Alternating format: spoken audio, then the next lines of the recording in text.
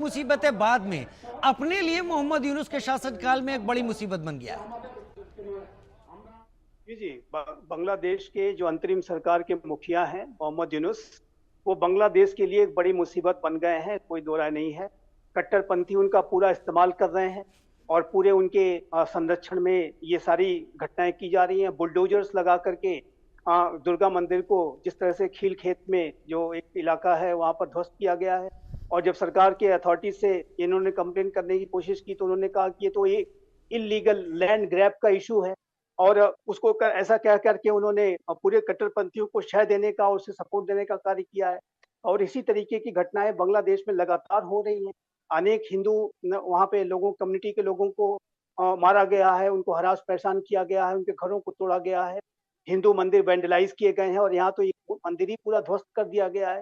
बेहद जितनी कड़ी से कड़ी शब्दों में निंदा हो सकती है वो की जानी चाहिए। भारत ने भी इसके बारे में अपनी कड़ी प्रतिक्रिया व्यक्त की है भारत के विदेश मंत्रालय की तरफ से। तो ये जो पूरे बांग्लादेश की स्थितियां हैं उसको मोहम्मद यूनुस और बिगाड़ने का ही कार्य कर रहे हैं।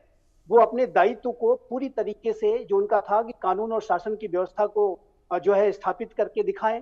हिंदू अल्पसंख्यकों पर और अदर माइनॉरिटीज पर जो हमले हो रहे हैं उनको तत्काल प्रभाव से रोकें और जल्द से जल्द वहां पर फ्री एंड फेयर इलेक्शंस को कराने के वातावरण का निर्माण करें।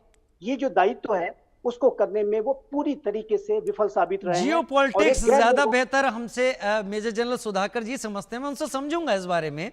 लेकिन पहले भारत सरकार ने, भारत की तरफ से क्या कहा गया है? ये मुद्दा बहुत गर्म आ गया है, क्या कह रहा है भारत, सुन लेते हैं पहले। What has happened in Dhaka?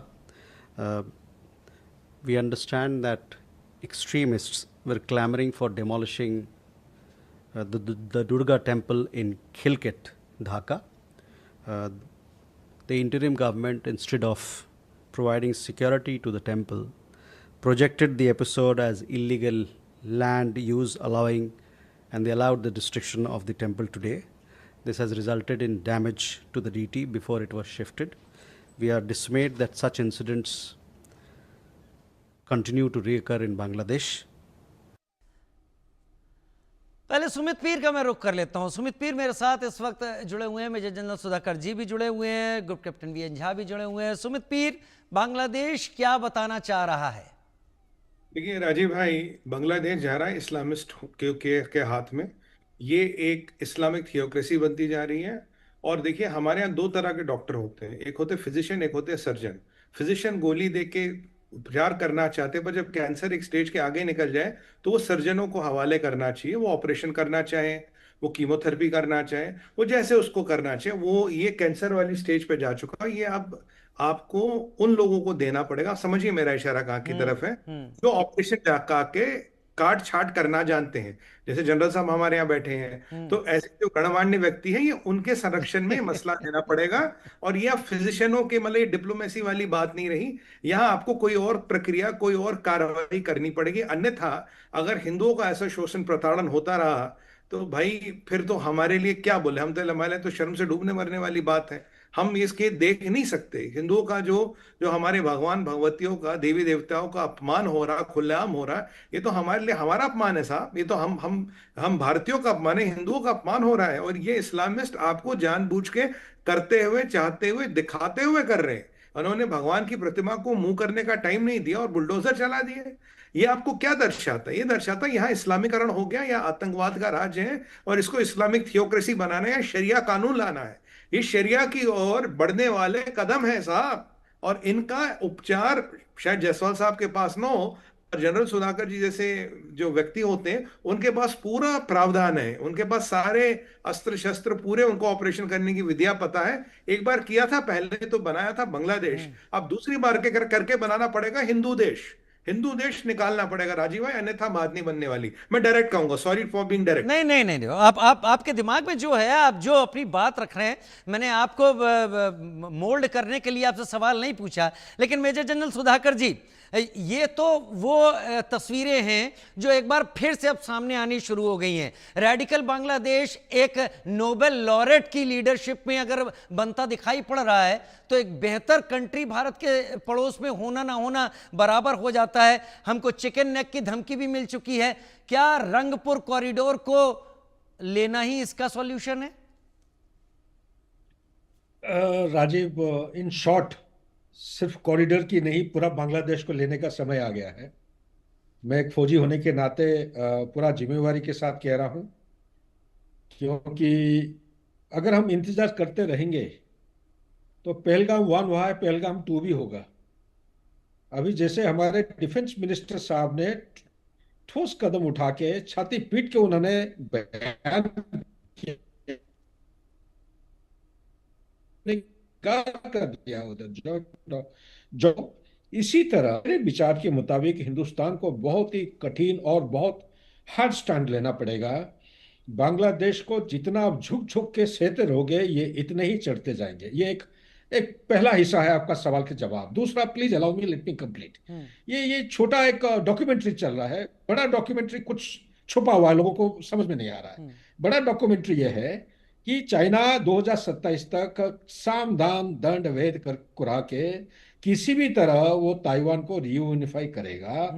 उसी का उसका तीसरी टेन्योर का पूरा हो रहा है, उससे पहले वो करके दिखाना चाहता है कि बाकी माओसी तंग से भी बेहतरीन उसका गवर्नेंस है, एक कम्युनिस्ट लीडर है और काफी हार्ड टास्क मास्टर है।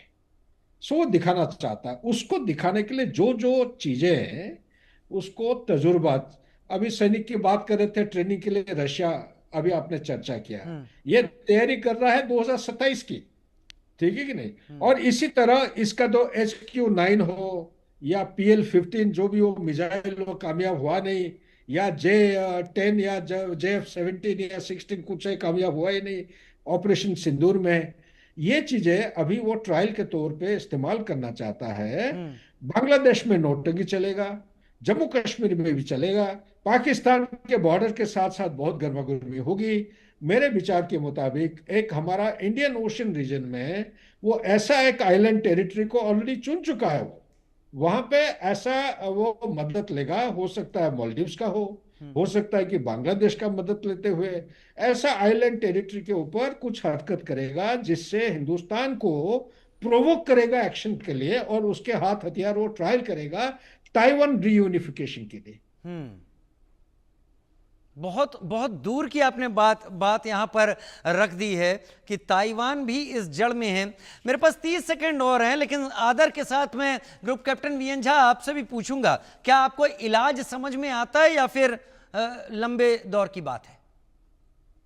मैं समझता हूं कि भारत सरकार, विदेश मंत्रालय अपनी जो वक्तव्य है वो बंद करके एक एक्शन प्लान बनाए, क्योंकि अगर वहाँ पे हिंदुओं को बचानी है तो जिस तरह से 1971 में जो एक फोर्स बना था, उसी लाइन पे एक फोर्स आज के दिन में बनानी है। मुक्ति वाहिनी, तब मुक्ति वाहिनी बनी थी, आज के दिन में एक रक्षा वाहिनी बनी है वहाँ पे सारे हिंदुओं और नॉन मुस्लिम्स को लेके, जो कि वहाँ पे एक आंदोलन शुरू करे और फिर उसका साथ भारत सरकार देने के लिए शायद बाध्य हो सकती है। ऐसे सेना का अटैक नहीं होगा। मैं नहीं मानता हूं कि बांग्लादेश को नहीं रहना चाहिए। चिकन नेक की आपने बात की, या तो हकीमपुर से महेंद्रगंज या फिर राजशाही से महेंद्रगंज, एक लाइन खींचिए, ये जो उत्तरी धड़ा है बांग्लादेश का वो काट के आप हिंदुओं को दीजिए, और नीचे में एक फेनी जगह है, फेनी से आप काटिए, चित्तागोंज का पूरा एरिया आपको लोअर त्रिपुरा बन जाएगा। तो ये दो चीज आप कीजिए और बांग्लादेश को बता दीजिए चिकन ने क्या होता है, उसको कैसे काटा जाता है। उसको चाहे आप जब्बे कीजिए, चाहे उसको झटका से काटिए, जिस तरह से काटना है आप वहां पे सैनिक एक्शन लीजिए। और ये काम आज के दिन में बहुत जरूरी है। रक्षा वाहिनी बना के उस रक्षा वाहिनी में जो कि हिंदुओं का होगा या जो नॉन मुस्लिम्स का होगा, उसमें फिर भारतीय सेना उनके साथ में खड़ी होके एक त्रिपुरा के साथ में आएगी।